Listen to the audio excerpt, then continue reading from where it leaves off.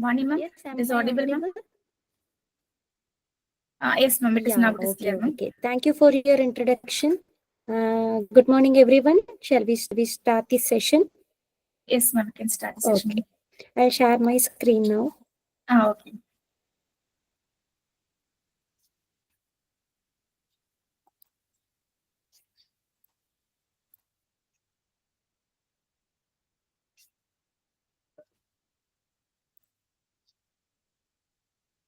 I hope the screen is visible to every one of you.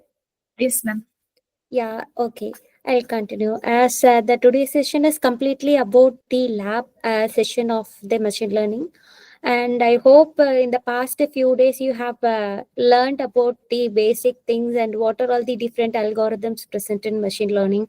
And you have come across the different concepts of each and every algorithm. So in today's session, I'll explain how to experiment those things in laboratory point of view. That is how to execute those programs. So I hope previously you have some experiences of working in Python. So consider that one of the basic and well-known programming language for executing machine learning algorithm is Python. So as the syllabus itself named that it is Python and machine learning lab. So first we have to clear about how to start a code in Python. So I request every one of you to join your session in laptop if you have, so that you can practice that side by side. So previous for 4 days and 5 days, you have just learned about the basic concept. So there is no need of having laptop. So if possible, please join that using laptop so that you can work that side by side when I explain. So that if you have any doubt, then it is easy for me to clarify. And the first thing is you have to open, no need to install separately any other software for doing this machine learning lab. So as we all know that the Python can run in Google Colab. So in your drive, the program will get stored so that it will be easy for us to upload any data set in the drive and then run the program directly there. So I'll show you how to open and run a simple Python program in Colab. So you can open a new tab. So just type Google Colab. So click on this link of Google Colab. Your Colab repository will be opening. It will look like this one. So each and so I hope that it is visible for everyone. So here, this is the overview of Google Colab repository. That is the drive repository. So this consists of previously completed programs and are all will be visible here. So these are all the programs that I have done already. So likewise, if you want to open a new notebook to run any code, just click on this new notebook which is available here. So if you click on this, a Colab environment will be open. So we can directly run Python program in this Google Colab. So this is, I hope this is familiar to every one of you. So here you can edit your name and here you can start typing your code. So if you want to view where all these programs are get saved, so in the same uh, repository, when you just open or in your drive, you can just click on where it will be stored. So if you want to upload in your GitHub account and all, you can just click on this one. Or if you have done this Python program as a separate notebook and if you want to upload, just click on this upload. So likewise, you can upload your Python program. So I have done a certain series of programs. So I'll explain that now. So the first experiment that is given for you in your syllabus is Introduction to Python Programming. So the first program, so you have to be clear or familiar about how to run a basic Python code in Google Colab. So here for that example, I have taken demonstration of arithmetic operators in Python. So I hope that it is clear the basic concepts in Python. So if you want to define any variables, then no need to specify the data type. But in another programming languages like C, C++, so we have to be explicitly define the type of the variable. So see for as an example, so this is a sample program. So here this is the code. So this is the first variable I have defined, second variable, third, and the fourth. So as I said, if this is a C program, so I have to set this is the first, that is this is the first variable that of the type integer. So in the second case, b equal to 3, that is also a decimal. In the third case, 5.5, so it is a floating variable. The floating variable, by assigning the number itself, the data type will be implicitly assigned.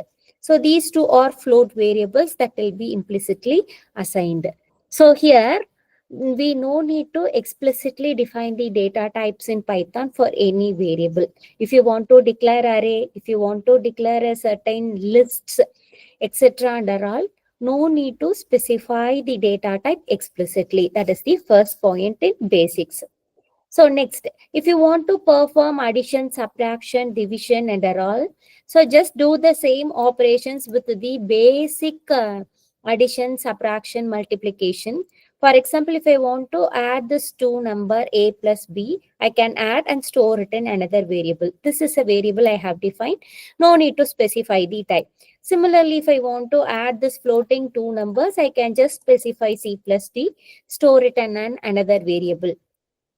Then, if we want to display the result with certain characteristics like string has to be displayed in addition to the variable, you have to specify that string within the double quotes. For example, I want to display my result as integer addition a plus b equal to that added value, that is 13.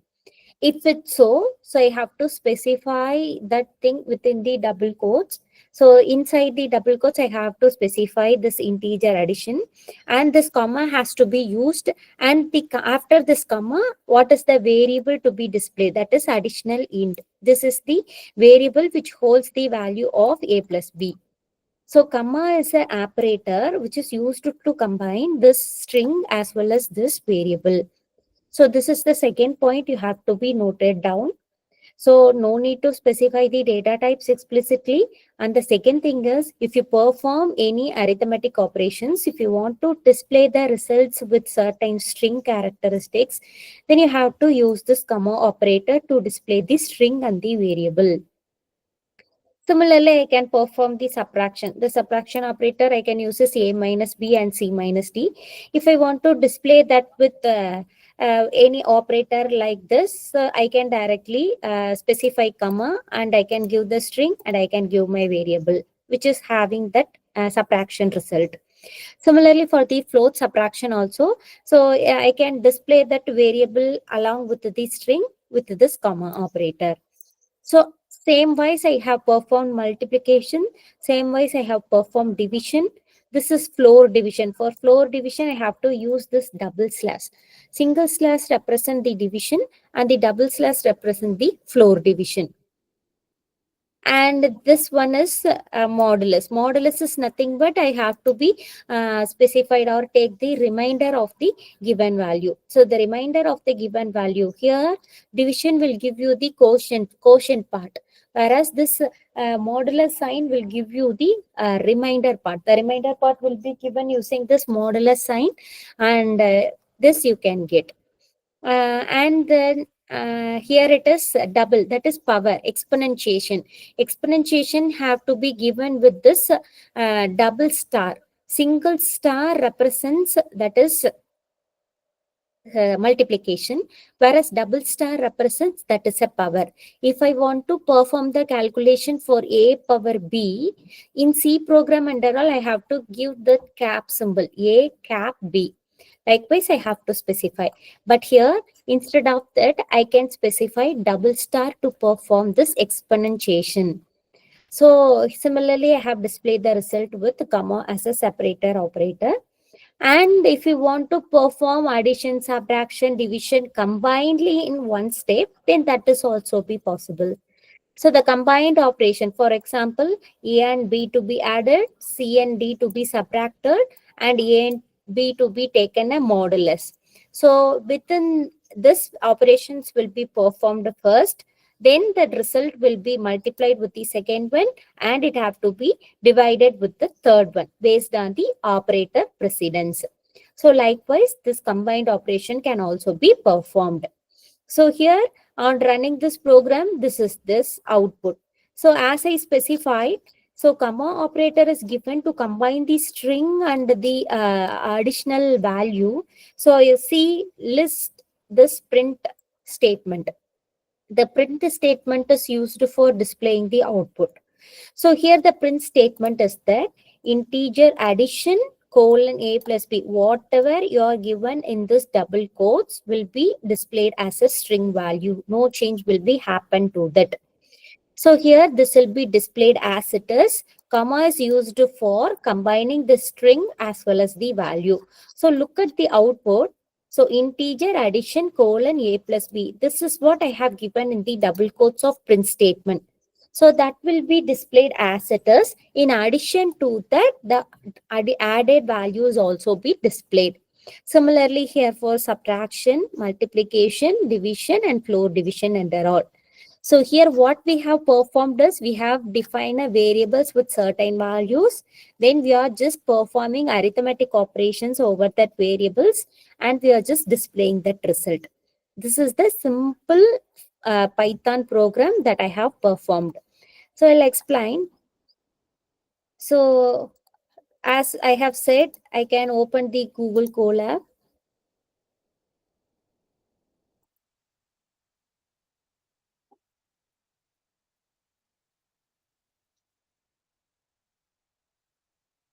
So when you just open a Google Colab new notebook, this will be opened in such a case. And here the same program just I have explained you is pasted here. In order to run your code, there is a run symbol that is present here. This is used to run your code. So when you just click on this, this particular code part will be run actually. So in additional, you can understand that when you are opening a notebook, so in that you can save as many as code blocks. So it is not a meaning that when I just open a Google Colab for a single notebook, one program have to be run. No, that is not the case. For single program, for a single notebook, I can store as many as program. I'll explain that. For example, this is the first program. So I can just give here a new notebook. A new notebook is opening for me. I can give the title as first. Yes, the name of the book is first.ipynb. That is a default extension for Python code. So I can paste the code which I have explained now in this code block. This is the code block where I have to paste my code. And in order to run this code, I have to click on this run button here. So for performing this, a proper net connection should be there. And all the changes will be saved into your drive that you're logged in. So in which of the mail you're logging in that particular drive, these programs will get stored automatically. When you just opening your Colab in from Google, before that you have to sign in your Gmail account so that all the changes that we have performed will be stored in the drive. So if I just click on this one, this gets run and this is the output. So this is the output block. So since I have given all the numbers here assigned one by one, the thing is performed and this is the addition result and this is the subtraction result. And this is the multiplication, division, floor division, modulus, exponentiation, and combined operation result. So likewise, these results will be performed. So for practice also, I can just paste this particular code in the chat window. So if you want, so you can run this code in your system. If you're just login within your system, you can use this to run your code. And if you have any doubts, you can get back to me. So this is the first program. And if you want to add some more program in the same notebook, so this notebook name is first.ipynb. So I can add as many as code blocks to this particular name. So when I open this notebook later, I can able to see all the codes that gets saved into this notebook. For example, if I want to run the second program means, so here you can see in this top corner, there is a plus code button is there. So you just click on this plus code. Yes, another code block will be created. So here I can I can paste another code block and I can run. So likewise, in this single program, first.ipynb, this notebook, I can create as many as code blocks and I can execute that separately. So this first program is separate and the second program is separate. When I click on this run button, second program alone gets executed. When I click on this first button, this first program alone gets executed. This is the basic things that is present in executing the Python program. Is this basic concept is clear? Am I clear with all? Is the basic concept is clear for everyone?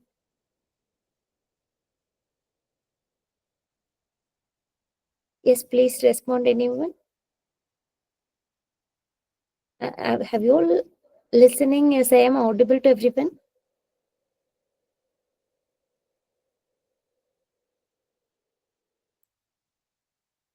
Yes, I hope everyone is following. So I get back to this second program in your Python. So that is present in your syllabus. Familiarization of basic Python libraries such as sklearn, NumPy, Pandas, and Matplotlib. So the thing is that, so you have studied many concepts in machine learning. If we want to execute that algorithm, so we need to understand some of the libraries that is present particularly for machine learning algorithms.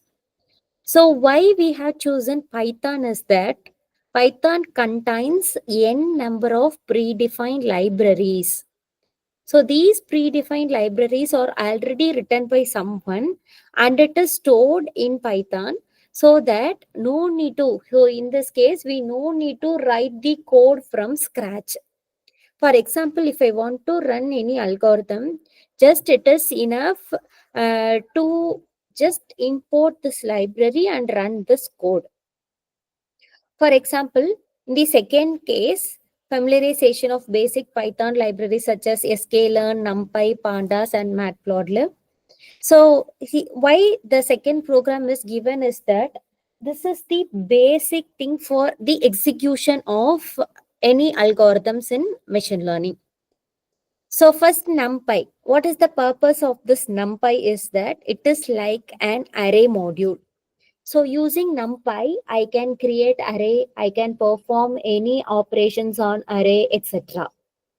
So here the array can be created using NumPy as this one. So import NumPy as NP. This NumPy is nothing but a library. This library contains a certain set of functionalities where we can perform any operations on array. So that is the purpose of this NumPy. So here, why it is required for machine learning is that in machine learning, most of the algorithms are either two-dimensional array or a single-dimensional array. So in order to perform any manipulations of data in machine learning, basic array and the functionalities of array are important. So to do that, this NumPy is an important concept.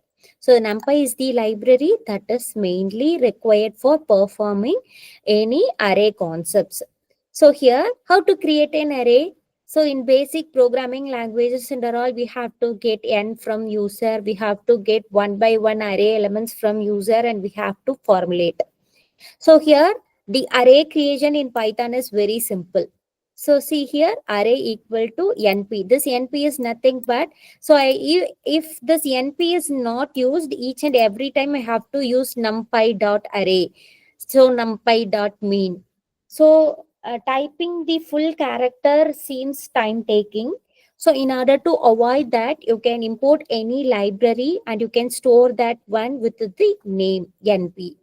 So here the first code, so np.array, a certain array elements is given within the list bracket. This is important. This is an one-dimensional array. So look at here, this is given in the list bracket.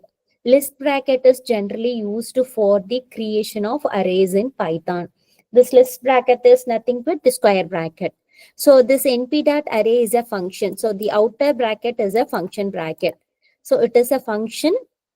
So this function takes the list as input. So 1, 2, 3, 4, 5 is the list, this list as an input. So next, print. Print will just display everything. So array plus 10. So what this will do? Print array plus 10. So array is nothing but it is a variable. This is holding all the array elements, that is 1, 2, 3, 4, 5. So when you just put array plus 10, what happens? Any idea for anyone? So this is array. Array is nothing but a variable. So np.array is nothing but this numpy library will create a certain set of array sequences. So what I have to do now is array plus 10. Each and every array element, this represents the entire array 1, 2, 3, 4, 5. So this array plus 10, it is nothing but each and every array element have to be added with 10 and it has to be displayed. For example, 11, 12, 13, 14, 15. This is the array elements that is get displaying. So np.mean. So if I want to identify what is the mean element in this array, so this is this array is an added element array. In this array, if I want to identify the mean element, that is middle element. So if it is in another programming languages, I have to do that manually for calculating the mean. So here what I have to do is I can simply call a function np.mean. So if I just put on this mean will be calculated. How this has happened? Because that is already written in this np library. That is numpy library. Numpy library has a function mean. You can pass array as a parameter to that function. If it's so, it will calculate mean and it will display you the result. Similarly, this numpy library has a function called array. So that have to be called with np.array. Whenever you are just calling a predefined function, use this operator and call that function. np.array, np.mean. So this takes array as an input and it will gives you the array representation. This mean will take array variable as an input and it will display you the mean value. See here, the mean value is displayed as 3. So likewise, n number of operations, standard deviations, average, etc., etc. What are all the things that can be performed with the array can be done using this numpy library. So keep in mind, this numpy library is mainly for array performance and array calculations. And the second question is about pandas. So what is pandas? Pandas, why it is necessary in Python? So pandas, it is nothing but it is a two-dimensional way of representation of any data. So array completely, it is a single dimensional. Sometimes you can use the two-dimensional also. But the calculations like mapping of values from one dimension to another dimension and performing any perceptions of calculation in that two dimension can be performed with this pandas. Similar to NumPy, pandas is also a library that is present in Python. So I can import this library and store with the variable PD. If I have not used this PD, each and every time I have to give this pandas, pandas, pandas. So that will be time consuming. To avoid that, I have used this PD as a reference name. So look at the second line. So whatever the thing that is given with this hash symbol here, it is a command line. So what is command line here is this line will not get executed. That is for our reference. That is for our understanding. For your understanding, I have given this has denoted sentences. This has denoted sentences are nothing but it is a command line. And so see, look at here the third line. Data equal to within the curly brace. The brackets are very important in Python. The square brackets are always used for denoting the array. So this curly braces we are used to denote the dictionary representation. What is dictionary representation? It is nothing but a representation of key value pair. A representation of key value pair is called dictionary representation. You can ask me, what is key value pair? So look at this name. Name. This is a key. Colon, value. This is a value. Age. This is a key. Colon, this is the value. So with whatever the thing you are performing inside this curly brace have to be given in the format of key value pair. How to represent that key value pair? The key value pair will be represented as key colon value. That is the format. You can have n number of key value pair within this curly braces. So what I have here in this example, I have name, that is one key. For name, I have two names I have taken. The first name is Alive, second name is Bob. So comma separated. Another key, another value. What is another key here? Age is another key here. And the value is 2530. This is the another value. So here, likewise, you can perform any number of keys and values. The keys and values are represented as key colon value. So next line is df equal to pd. Pd is nothing but this pandas library dot data frame. What this will do? Data frame is a predefined function. What this data frame will do is that, so I have given my input in this format. Look at here in the previous line. So this is my input. So key, then two values. Key, then two values. This is what the representation I have given. In a single sentence, I have represented with a dictionary representation of certain keys and values. But what this data frame will do is that it will take this input and it will form the two-dimensional array. So look at here. This is a two-dimensional array. So in that format, it will be converted.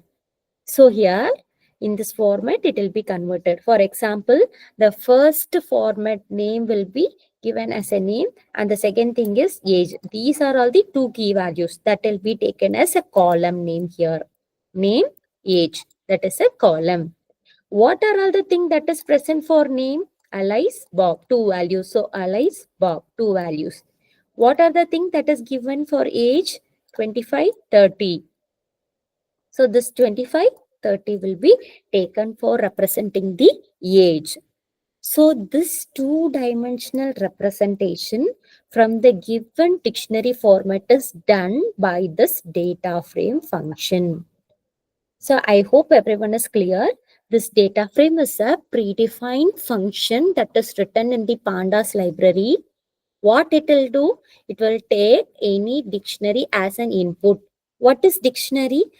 Certain things present in the curly braces is called a dictionary. What is present in the curly brace? A key value pairs. What are key value pairs? A key is representing something and the corresponding values are present. If there is one value, you can ask me, is this square bracket is always necessary? No. If there is only one value for name, no need of specifying this square bracket. If the name has taken 2 or more values, then this square bracket is necessary. So here certain set, if there is one value for age, no need to specify the square bracket, just age colon 25, that is enough. But I have given two values for this age. So that I have given this within the square bracket, that is an array format, that is a list format. So I hope you have understood. So this one will convert this into a two-dimensional format. Next comes here this important, this df, that will be stored in this variable df. If it just display the df, that will be displayed. But what I have displayed here, df dot head. What this head function do? I have given here. Please read this line. What can head function do? This returns specified number of rows from the top. If you are creating a two-dimensional array, this will display the specified number of rows from the top. If I have not given, for example, df dot head of 3, if such a case, it will display top 3 rows from the two-dimensional array. If I have not specified any number for this array, in such a case, what happened? It will display first 5 rows. That is the default nature of the head function. This is the default nature of head function. So the head function will take any number as an input and it will display the particular number of rows from the top. But if you have not specified any number for that head function, what it will do is that it will display the top n rows from the top 5 rows from the given specified. So see here, but I have only 2 rows, name and age. So if I have specified df.head, it will display everything. Consider I am having 10 values for name, 10 values for age. What happens in such a case? 10, 10 values given for name, 10 values given for age. So what happens in such a case? So in such a case, this df.head will display only the top 5 rows from the name and the age. Since we are having only the two values, that is 2 rows and 2 columns, that will be displayed. I hope this pandas is clear for everyone. The third one is scikit-learn library or sklearn library. What is the scikit-learn or sklearn? So please, this is the next important. The first two is in the point of Python, it is important. That is NumPy and Pandas. The third one, sklearn, is an important library in machine learning. Please everyone note. We can say this is a scikit-learn, otherwise it is called as sklearn. This is an important machine learning library. What is the purpose of this library is that it contains n number of machine learning algorithm. If I want to perform any algorithmic concepts in machine learning, definitely I have to import this library. For example, I hope you have studied linear regression. What is linear regression? That is a line prediction format. So if I want to perform that linear regression, so I have to compute the slope, intercept, etc. manually, and I have to visualize that one. But no need to perform any calculation manually in machine learning. So what you have to do? Simply import this library. Inside this library, all the algorithms basic concepts have already written. I hope everyone has noted down. Within this library, all the predefined algorithms for classification, regression, clustering, everything is already written inside this library. This library name is scikit-learn, otherwise it is called as sklearn. For example, if I want to execute linear regression program in machine learning, then what I can do? So I can use this line from sklearn linear. Sklearn is a library. Inside that, there is a linear model, a directory or a drive. Inside that, there is a model called linear regression. I hope you have studied linear regression, logistic regression, multiple regression, polynomial regression, etc. Everything is written inside this sklearn linear model. If I want to execute the code of this linear regression, yes, you can do. No need to write the code from 1, 2, 3, etc. Just import this model, give the data set as an input, it will perform, it will gives you the output nicely. For example, see here. So in order to take that input or a data set, definitely we need to process the array. So numpy is also be required in addition to this sklearn. So look at here, this for simple linear regression, I required x and y. So the x takes the value as 1, 2, 3, y take the value as 2, 4, 6. Next, I have just used the linear regression model. The linear regression model, if you want to execute linear regression model for this data set, please note that if you are having two-dimensional array as the data set, just use that as it is. Otherwise, you can just give, if you are having a smaller number of values, just give this x value, just give this y value separately, and you can use this function linear regression dot fit x comma y. If it is a logistic regression, nothing you want to change. You just change the name here as logistic regression. That's all. That is the beauty of Python. Everything is already written by someone and it is placed in the library of this machine learning library. Your work is to just import that name correctly. You have to give this name correctly. If I written everything in a smaller case, I'll get a compilation error. There is a no function which is looks like this. So you have to only include that function name that is already present in the library of sklearn. I want to perform linear regression, so I can use this linear regression dot fit of x comma y. You can ask me, what is this fit function, ma'am? This fit function is nothing but if you perform any algorithmic concept, that algorithm has to take the data set as input. The data set contains x terms and the y terms, that is the dependent variable and the independent variable. If the dependent variable is x and the independent variable is y, that have to be given as an input for this model. How to give the input for this model? Yes, this fit function will take the inputs of x and y and it will be performing linear regression model and all the calculated terms will be stored in this model. So all the necessary things that is used in the performance of this linear regression like slope, intercept, coefficient, standard deviation, etc., etc., etc., everything is computed and it will be stored as an array in this variable model. Now the single variable holds n number of values as an output of this linear regression model. Okay.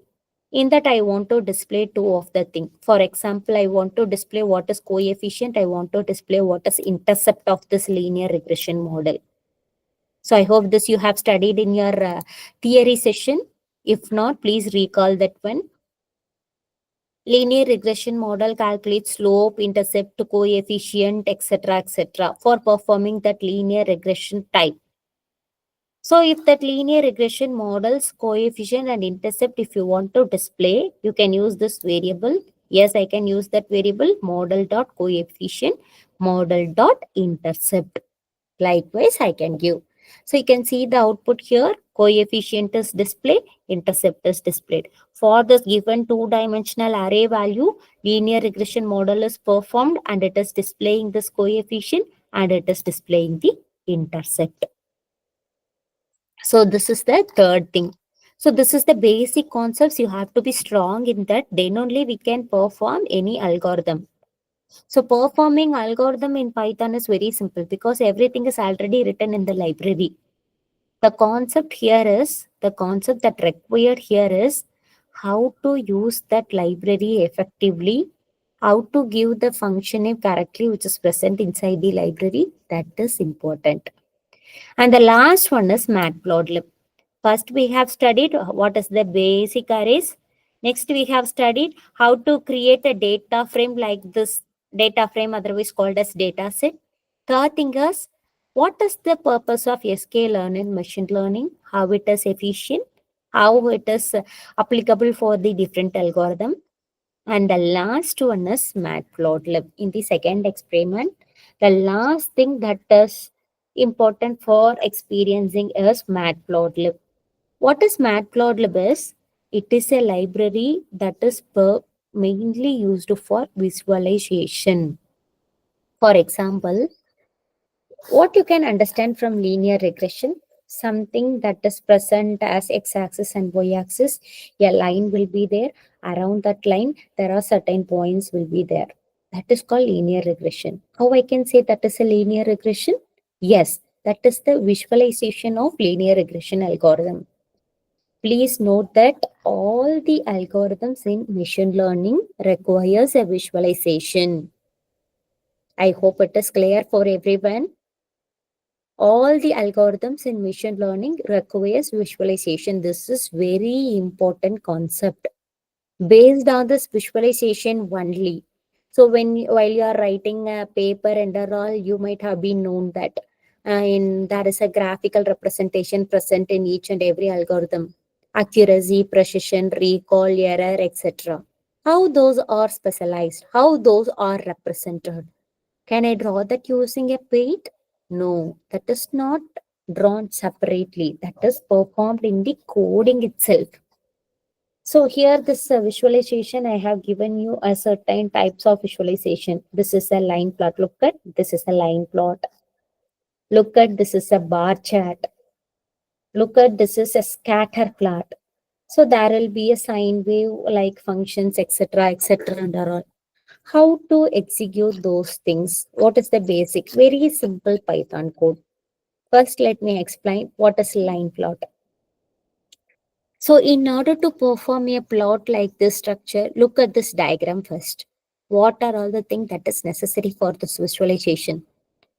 Look at this diagram. There is an x-axis with x-axis values. There is an y-axis with y-axis values. This is a label or legend we can say. And this is the heading.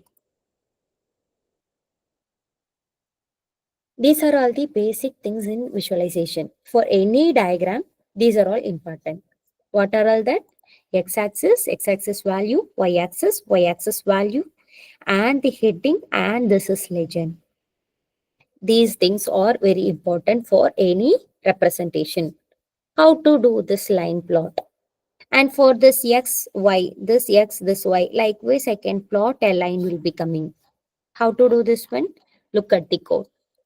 So I have given x a certain array 1, 2, 3, 4, 5. Look at the x-axis 1, 2, 3, 4, 5. These values will be present and it will get splitted based on the y value you have given. If you want no split, you have given no split. And the second thing, y values 10, 20, 30, 35. Yes, that is given. Y value is given. So x value is taken, y value is taken. In order to plot the x across y, I have to given this function PLT plot. What is PLT? Before that, what is PLT? You have to import a library matplotlib. Note down. If you're just listening, note down. Matplotlib is an important library that is mainly used for visualization. Matplotlib is an important library that is mainly used for visualization. So inside that Matplotlib library, n number of libraries are present. One of such library is pyplot. So the pyplot I have assigned with the name PLT. The pyplot is assigned with the name PLT. So matplotlib.pyplot as PLT. The library of matplotlib is stored in the variable PLT. So using this PLT, I can plot now. Plot is a function which takes x-axis and the y-axis and it will make a plot. PLT.plot of x comma y, take x and y as an input and it will make a plot. What is this label sample plot? Third variable is label. What is this label sample plot?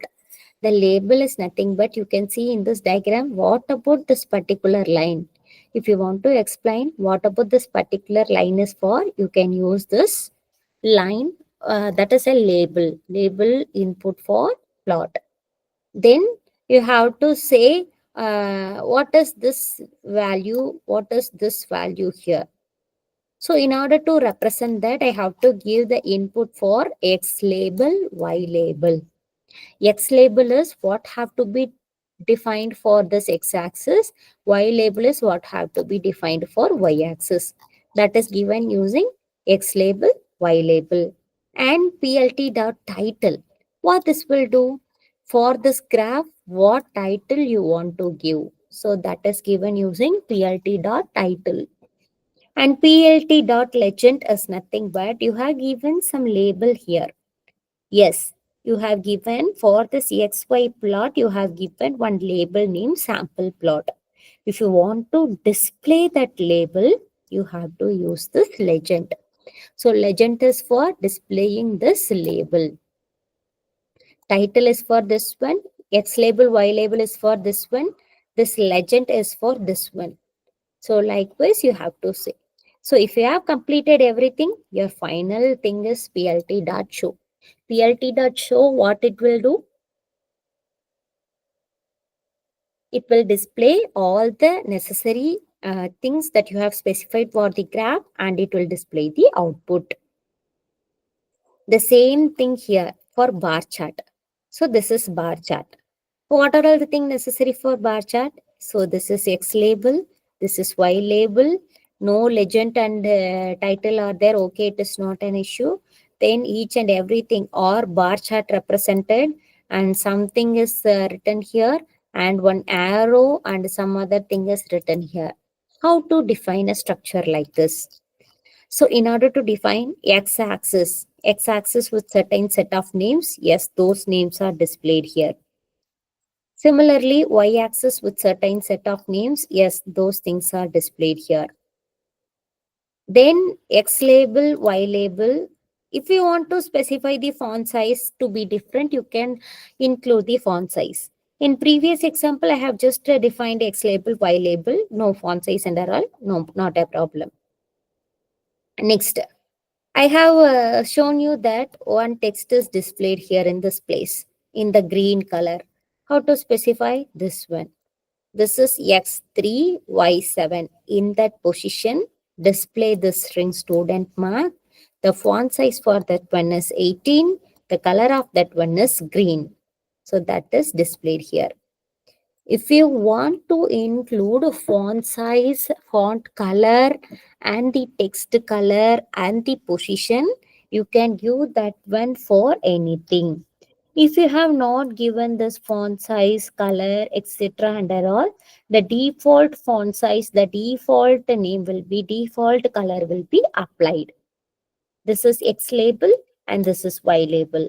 And last you can see this annotate. What this annotate function will do? If you want to highlight something in your graph, you can use this annotate function. For example, this is the highest scored student. I want to annotate this bar. Yes, I can use this annotate function. What annotation you want, what string you want highest scored? Yes, that is displayed here. In which position it has to display? X 2.4, Y 8. In that position it has to display. The font size for this one is 16. And the XY text is 3 and 9. Arrow props is nothing but if you have given arrow props, this arrow mark symbol will be displayed. And the face color red is nothing but what is the color of this arrow mark. And color G is nothing but what is the color you required for this text annotation. Everything you have given as an input to this annotate function. I hope it is clear. Annotate is a function that is used for highlighting particular thing in a graph. So you can see using this arrow color, this text color, everything can be given for this. This is an example of bar chart. And last one is scatter plot. So this is scatter plot. What is scatter plot? So scatter plot also takes this X array, Y array. Instead of drawing a line, it is scattering. So if you have given plt dot plot x comma y, line will be drawn. If you have given plt dot bar chart will be given. If you have given blt dot scatter plot will be shown. So these are all the basic concepts of visualization. So this is defined. This basic concepts of visualization is defined here. So in this first program, I have given the basic concept. So this is the output of NumPy, and this is the output of pandas. In the same code block, I have given some 7 exercises. This is the output of sklearn library, and this is the output of matplotlib. If you just run this code, this particular code block alone will get executed, and the executed output will be stored here. So this is the basic plot. Basic plot output will be shown here.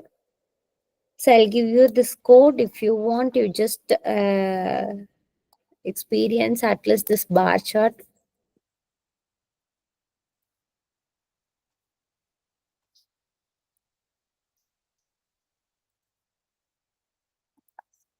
At least one plotting you can perform, and if you have any doubt, you can ask me. This is a sample plotting, scatter plot or the line plot, anything you can perform. And this is that is scatter plot, and this is for line plot.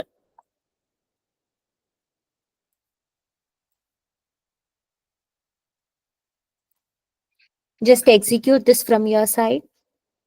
If you have any doubt, you can get back to me.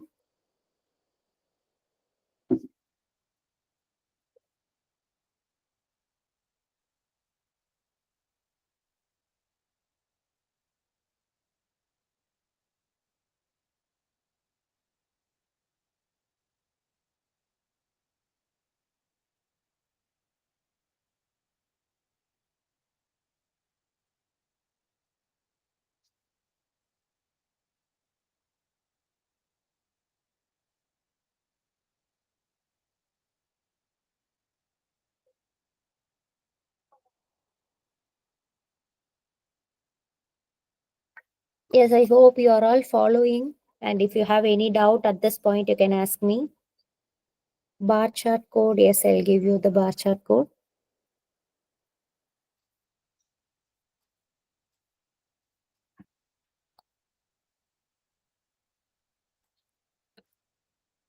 So I'll share this coding entirely with the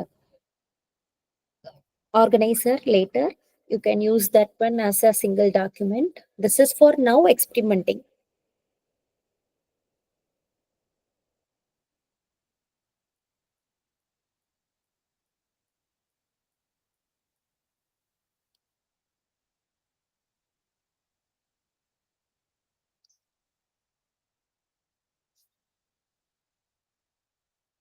Okay, thank you for following and thank you for responding. So I'll share this entire document. So I have prepared for your entire lab syllabus. So I'll share this with the organizer. Later you can get, and please follow this side by side so that if you have any doubt in executing, you can get back. So the third thing that is given for you in the syllabus is write the Python program to find the union and intersection of two lists. So this is very simple. So you have to take two arrays as an input, and you have to perform union and you have to perform intersection. Only thing that required to understand here for performing union and intersection is, for union, you have to use this OR operator, single line OR operator. For intersection, you have to use this AND operator. That's all. List is nothing but an array. An array is, we can call list in Python.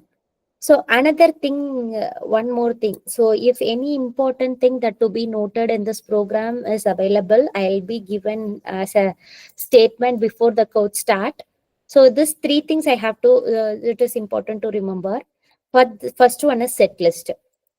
What is the set list? Set is a function that convert the list into an array or a separate list by removing the duplicates.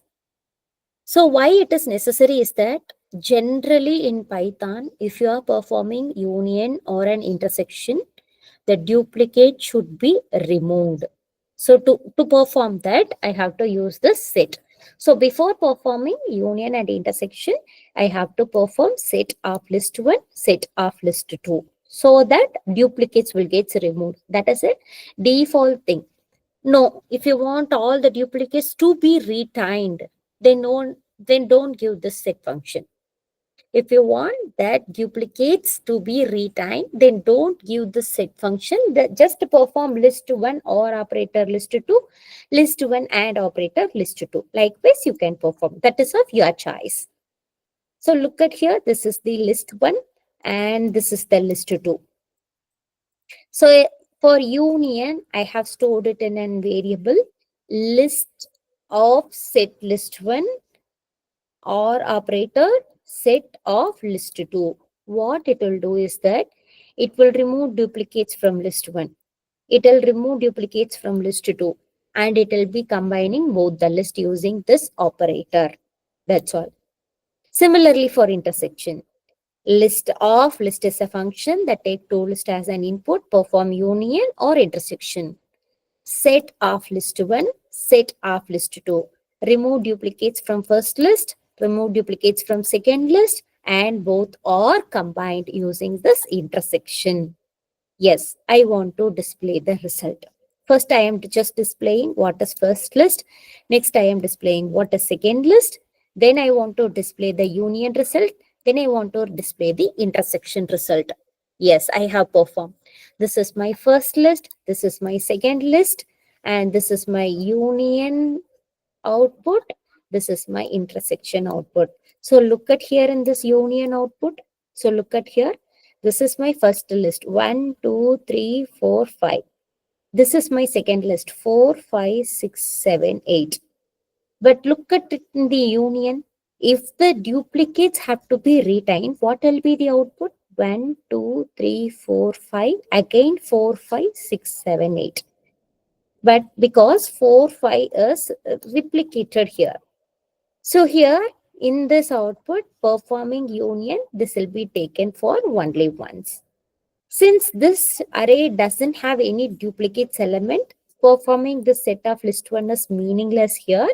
But you should understand this is required if you have the case like 1, 2, 2, 3, 3, 4, 5. In such a case, it will be taken 1, 2, 3, 4, 5. That's all.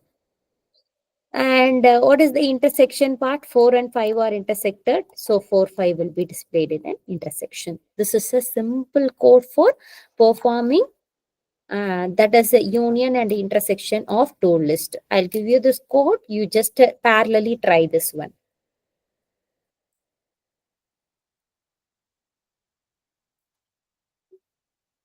Very simple code for performing union and intersection. I'll explain the next one also. So you just experience that both the thing parallelly. So look at here. Your next program is design a Python program to count the occurrences of each word in a given sentence. So first you just look at the output, what they are generally asking. Look at the output. They are just asking us to count the occurrences of each and every word in a given sentence. For example, this is the sentence. Hello everyone, how are you? This is a sentence. What should be my output is, this should be my output. You have to take each and every word from the given sentence. How many words are there? Hello everyone, how are you? You have to take each and every word and its occurrences is also to be displayed. This one is nothing but how many times this word occur in the given sentences. That is also to be noted. So here these sentences have this number of words 1, 2, 3, 4, 5, and all those have given only one time. So that is number of times to be given. How to write a code for this one? Very simple. Before entering into the code section, you just understand this given sentence. So, what is the preliminary thing that is needs to be understood for doing this program is that you have to convert the given sentence into lowercase. Why, madam? Why this necessary? Sentence dot lower. This will convert everything into a lowercase. Sentence dot upper will convert everything into a uppercase. You can ask me why this is necessary in Python. Because consider there is a word, that is certain set of characters word with the W as a capital, and another thing as a word with the W as a small. So if you have not converted this into a proper case, this will be a separate, this will be a separate. It will consider this word one, this word one. That should not be our output. Both the things meaning are same. Only thing is it is in uppercase, it is in lowercase. So to avoid this confusion, convert everything into a lowercase. So or either otherwise or opposite case, convert everything into a uppercase. So what happened? Everything will be converted into upper. This also will be converted into upper. So both will be considered as a single word. That's all. So you have to split that. Next thing is how to identify the individual words in a given sentence. In a given sentence, each and every word is identified using the split function.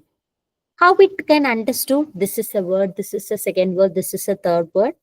The split is a function which is separate each and every word by a white space. So manually, as a human, I can understand this is first word, this is second word, this is third word, this is fourth word. But how program could understand? Yes, split function consider this is one word because this is a white space. So up to white space, this is a word. And it will take this is an another word up to this because this is a white space. So split is a function. It will separate each and every words based on white space. Next is a counter. Okay. I have converted everything into one proper case. I can identify what is the function to identify the words. Next is I have to perform how many number of times a particular word is present. That is this occurrence. That is done by using the counter. Counter is a function that is present in this collection. The purpose of this collection is to identify the occurrences of each and every word in the given sentence. So you have to iterate over this counter object to print and its efficiency. For example, this is the input code. So first thing is you have to get the input from the user. So previous examples and all, I have directly assigned the values. A equal to 1, B equal to 1, C equal to 1 like that. So here I have to get the input from the user. In order to get input from the user, you have to give the statement as input of. This will get input from the user. Next is convert the sentences into lowercase and split into words. So I can perform both the thing in a single step. Everyone please understand here in this point. I have said you sentence dot lower is for converting from one case to another case. Split is for converting a sentence into individual words. I can combine this two. That is the beauty of Python. So as you look at here, sentence dot lower dot split. So what this will do is that this will convert everything into a one proper case and this will split based on the white space, it will split. And this will be stored in the words. What this words now we have is that it is containing the proper small case and each and every words are separated by the white space. Next what? I have to count the occurrences. I have taken, converted, splitted. Next is to count. So for counting, I have used this counter of words. So what this counter object will do is that it will iterate over the items that is present in this word count and it will display. For example, what this counter will do is that it will store hello 1. everyone 1. How 1? That will be stored here. That will be stored here. Now I want to display that one. Everything will be stored in a single variable. Now I want to display. In order to display, I can use this for loop to iterate over this word count, and I'll display in this format. What is the word? What is the count? This is a formatting variable. So hello one time, everyone one time, how one time. This is the output. So here, what we have generally do to count the occurrences, first you have to convert everything into a proper case. Then you have to split that one to identify the number of words. Then you have to use the counter to identify the count. So that will be performed and stored in a variable. If you want to display that one, use this for loop to iterate over and display. So this is the program for performing or counting the number of occurrences of a particular words in a given sentences. So please try this one, and if you have any doubt, you can get back to me. Take 2 minutes, just go through what we have discussed, and if you have any doubt, you can get back to me.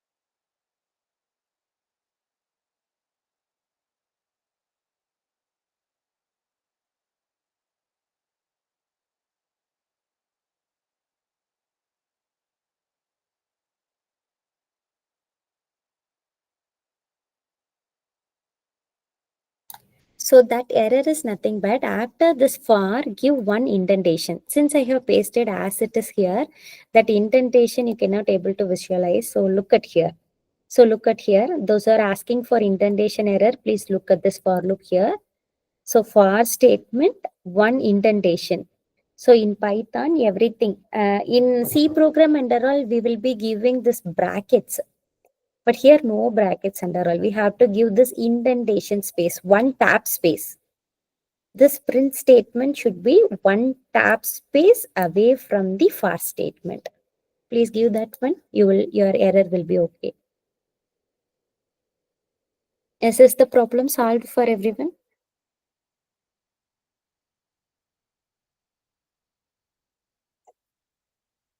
If you give this indentation, this is the output.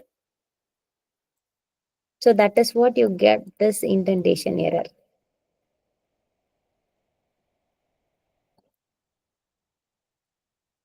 I hope everyone got clear with the doubt. Okay, thank you. Thank you.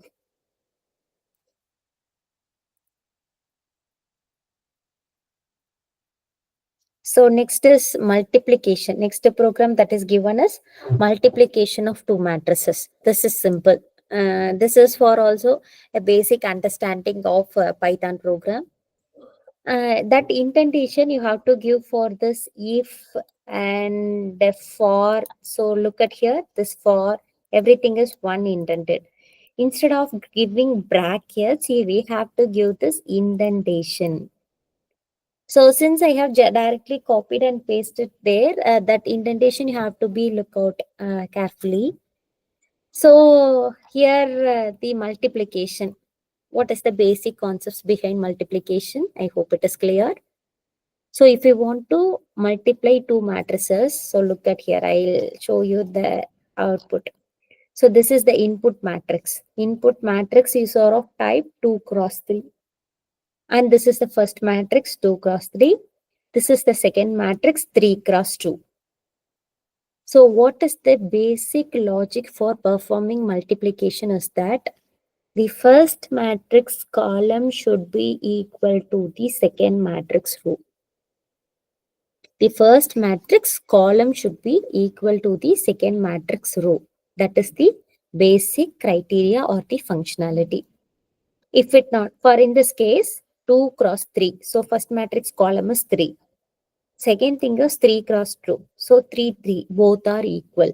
This is the case where we can perform multiplication. Otherwise, multiplication is not at all possible. What will be the output matrix size?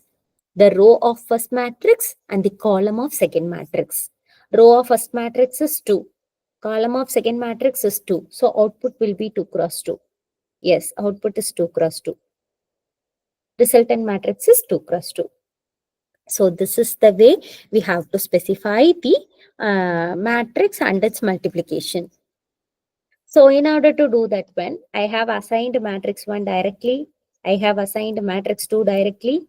So I have to pass this 2 matrix as input to this function multiply matrices. This will perform multiplication on the matrices and this will display the result. So what is written inside this function multiplication of two matrices? So first you have to check the condition. Column of matrix 1 should be equal to the column of matrix 2. So that is row of matrix 2. If it is not the case, we should not perform multiplication. In order to do that one, I need to know what is the number of rows, number of columns. The number of row for the first matrix is obtained using this one. The column of first matrix is obtained using this one. And the row of second matrix is obtained using this one. And the column of second matrix is obtained using this one. First, I have taken row of first matrix, column of first matrix, row of second matrix, column of second matrix. So, if this is not the case, if the column of first one is not equal to the row of second, then I have to raise the error. What error have to be displayed? Matrix multiplication is not possible.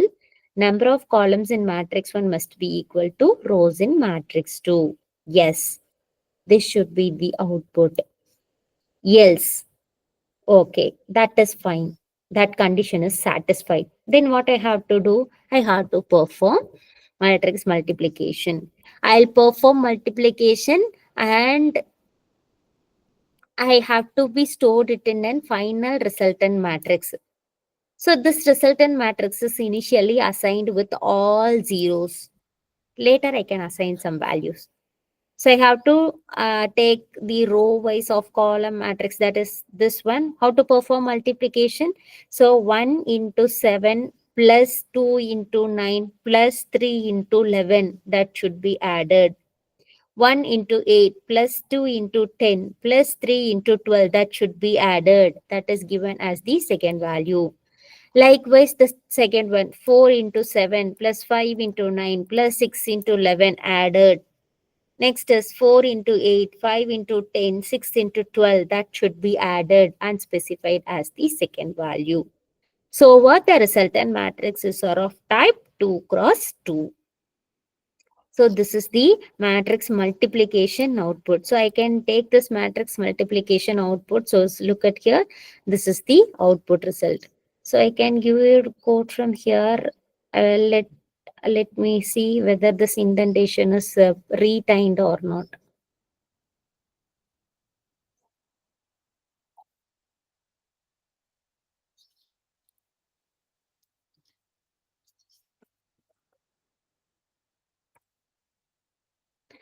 So matrix 1 of 0, it means is that take the first 0 represent the first row. If I want to identify the number of columns, I can take that first row and identify that size. If I take the first row, if 3 elements are there, the number of columns would be 3. That is that thing.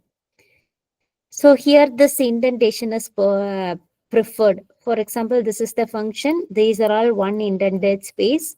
And this is if, and this is one indented space. Fittingly copied.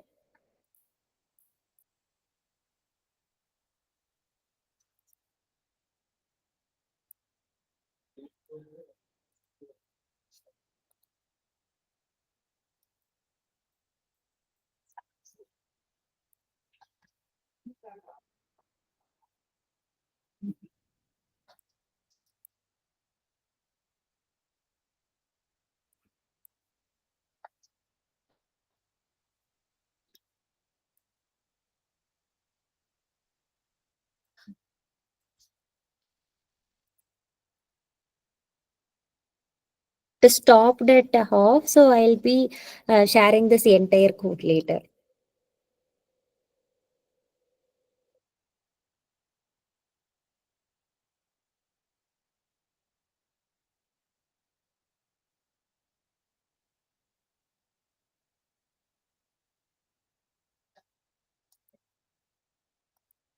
I can share it from here, but this is not preserving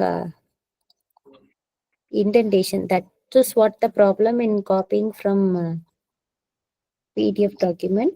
So I can try it from here.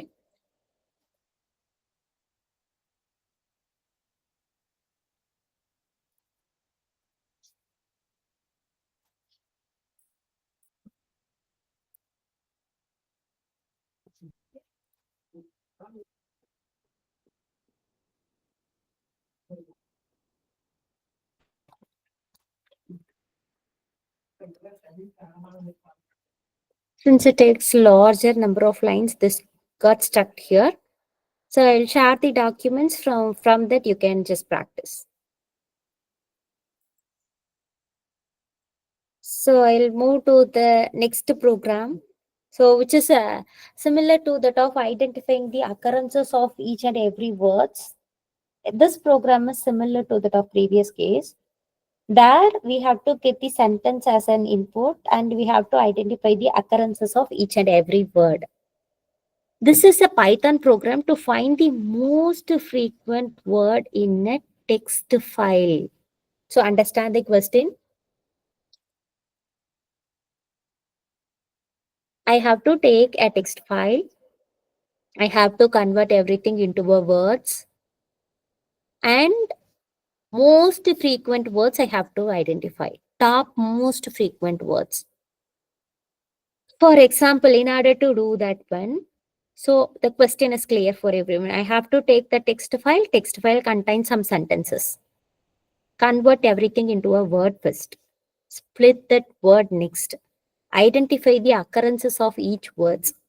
Then only I can able to display the most common common words from the given sentences. So to do that one, the first step I have to do is, so I have to remove the punctuation marks and convert the text into lowercase, or you can, if you want, you can convert everything into an uppercase of your choice. So I have to, this is for removing punctuation marks. So I have to identify all the punctuation marks that should be removed, this, just like this comma, hyphen, apostrophe, etc. Next thing is I have to convert everything into a lowercase to avoid confusion. Next thing is I can similarly as fourth program, I have to use the counter class to identify the count of each and every words that is present in that sentences. Next important function, this is what we have performed in the last case. One additional thing is that the most common top of n. What is the purpose of this one? This one will returns the top n most frequent words. So for example, if I have given most common of 5, top 5 frequent words will be displayed. Most common of 3, top 3 frequent class will be displayed. Likewise, this will be performed. So in order to do that one, so this counter is important. So I have to import that from collections library.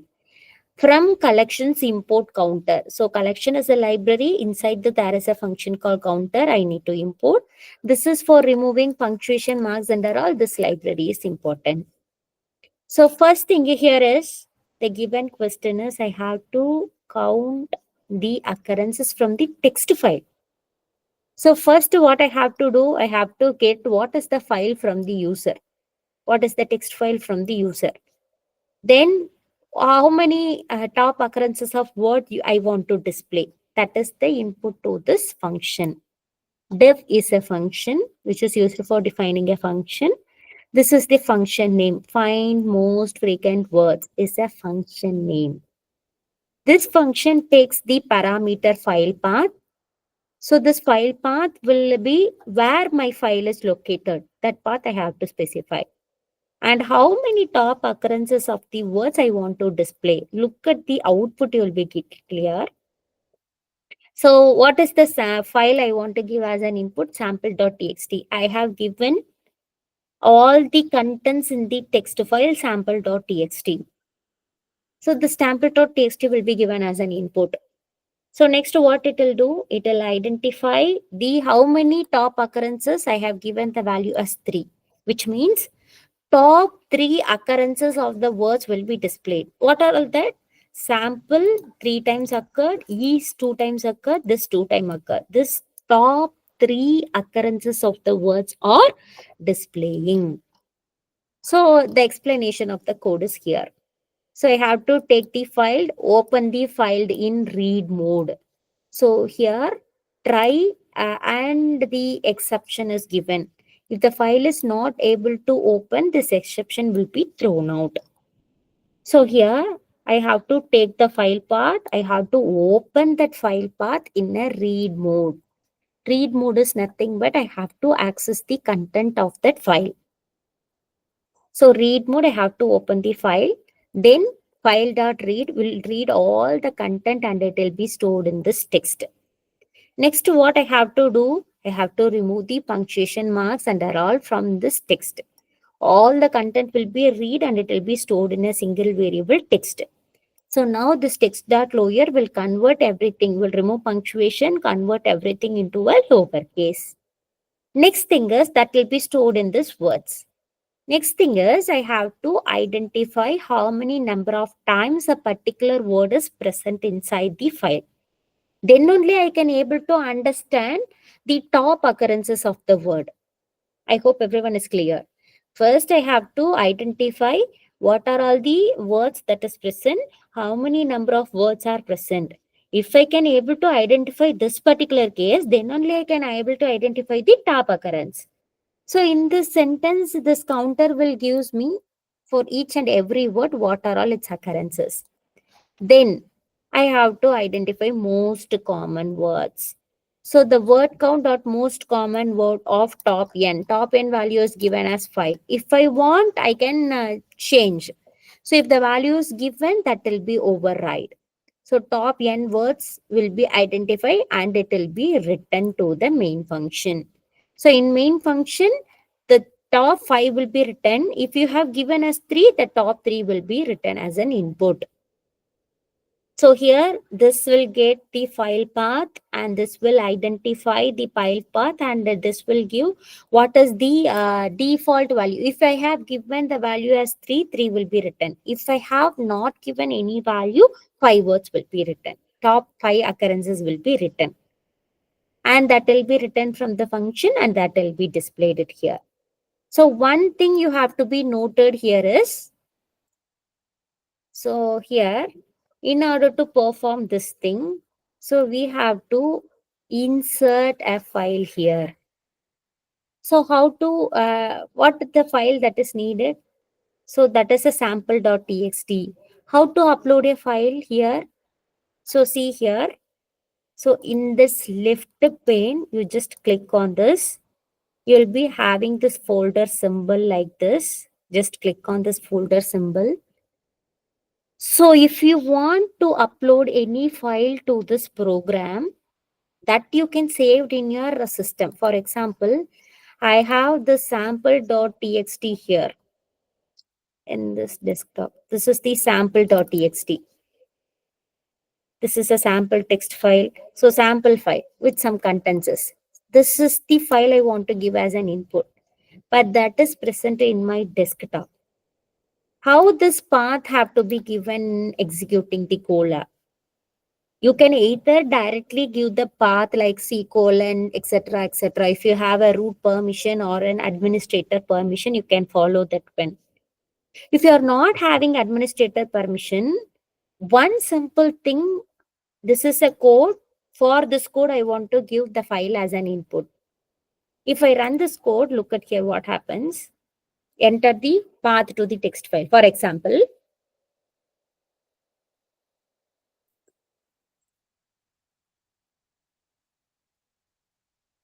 see the file not found. I have given sample.txt. I have given 3, but my output is file not found. Why so? Why this has happened? Because this is a code cell. This code cell doesn't know where the sample.txt is present. This code cell is present in my drive as a program. If this has to be done, I have to give the path correctly, or one another way is that I have to upload a file to this area. In this left side, table of contents, click on that. This folders or files symbol, click on that. These are all the default files. Don't disturb that. So in this area, just right click here. You will get a upload. Just click on that. Go to your file location. Click the file that you want to display.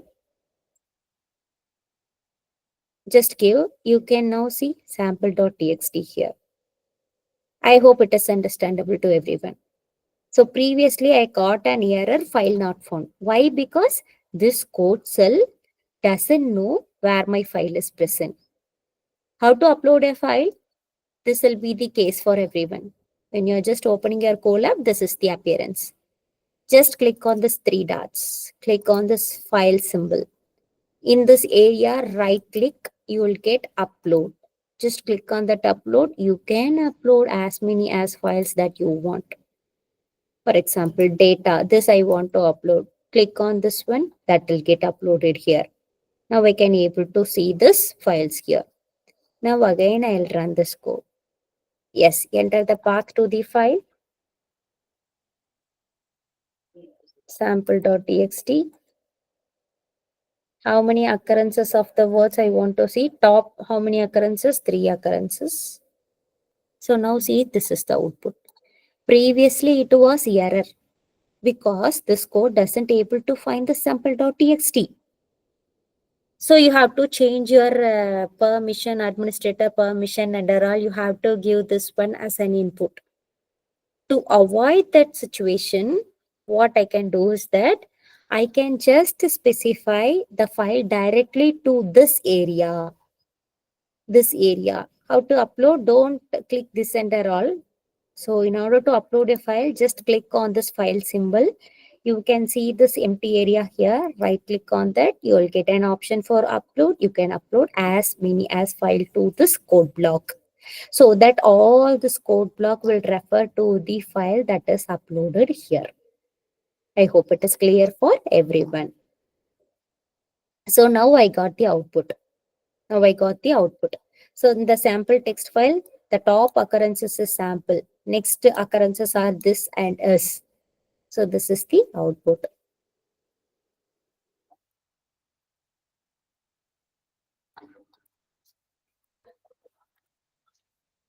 I'll give you code, you can check.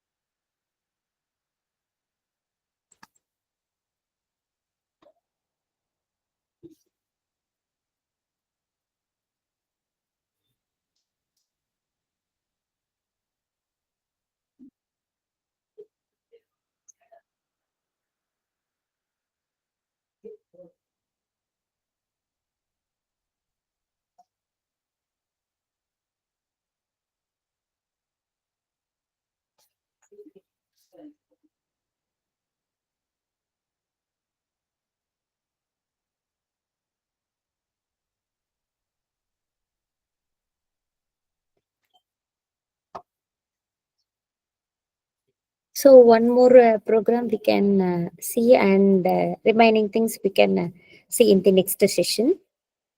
Yeah, next program is implement and demonstrate single multivariable polynomial regression for the given set of training data. The training data had to be stored in a .csv file, and we need to evaluate the accuracy.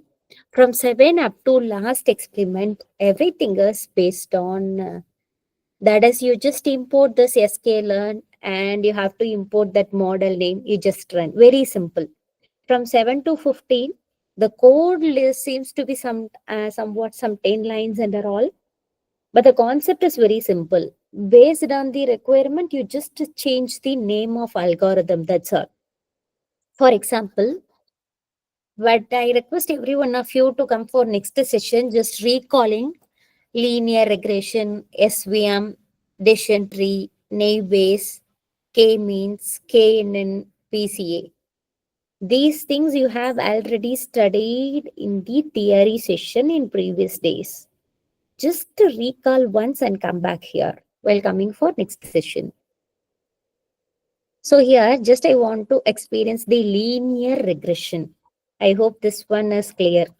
In linear regression theory class, you might have been seeing this diagram. This is the linear regression visualization using Matplotlib. What is linear regression?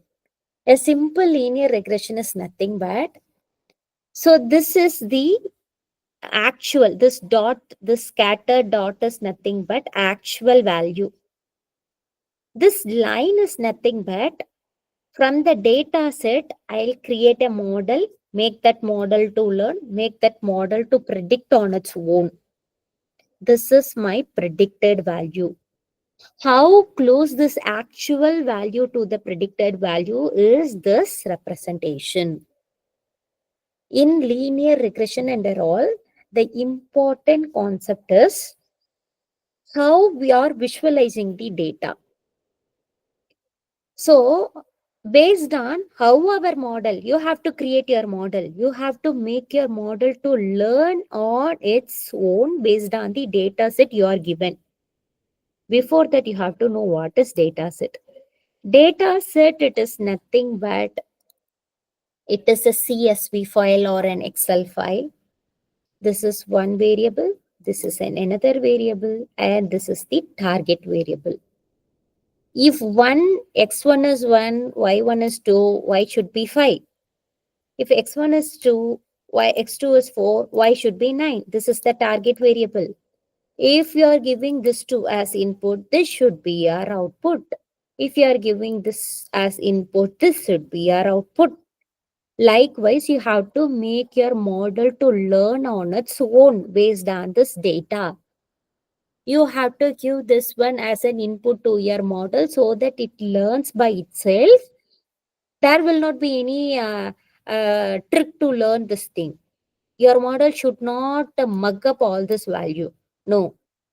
Each and every algorithm is having certain sequences of steps, like if it is a linear regression, I have to identify y is equal to mx plus c.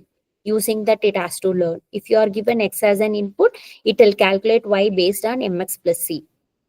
Likewise, the model itself will learn on its own. Model itself will learn on its own. So for example, so here this is the case. Simple linear regression.